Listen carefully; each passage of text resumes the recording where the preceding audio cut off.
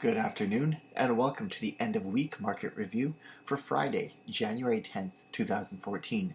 You're going to see that both our US and Canadian markets are rising bullish, though our Canadian market is definitely in a completely different frame of mind right now than the US markets. You'll see what we're talking about in just a moment.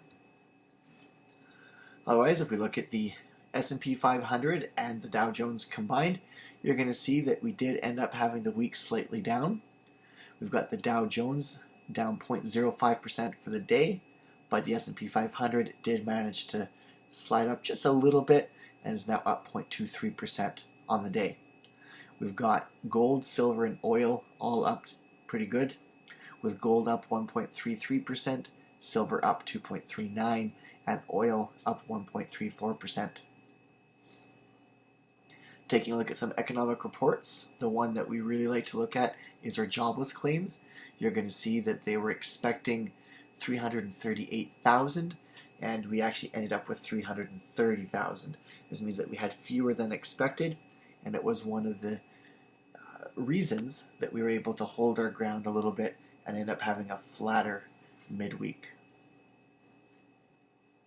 Alright, so now we're looking at the S&P 500 on the daily chart.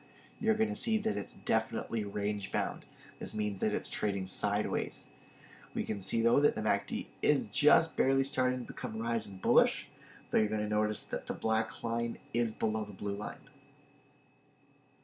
Looking at the weekly chart, you're going to see that we are down from last week just a tiny little bit.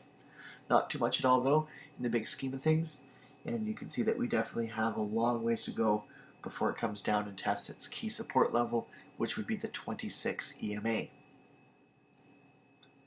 Now the Toronto Stock Exchange, on the other hand, is pushing itself up into new highs beyond its previous cycle high and all the other cycle highs on its 6-month chart. You're going to see that it's definitely much more aggressive, with its MACD also rising bullish and with its black line over top of the blue line. So we're looking at a very different situation here.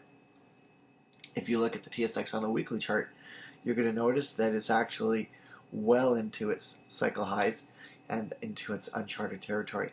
It's good to see that the TSX is being much more aggressive again and actually starting to follow its own pattern rather than laying dormant while the S&P 500 did all the fluctuation. Going back to our S&P 500, this is the volatility indicator that represents the amount of volatility in the US markets. You're going to notice that it's currently down to 12.14. This means that it's at a very low level. We wouldn't need to be concerned until it gets into the 30s, but even if we're looking at a shorter term resistance levels, we've got the 2250 and 200 EMA, which are all overhead and will help likely keep the volatility down to a manageable level. So if you have any questions about anything that we've discussed, you can either send us an email or a phone call. All of our contact information is on the screen. So this has been the end of week market review for Friday, January 10th, 2013. Ciao for now.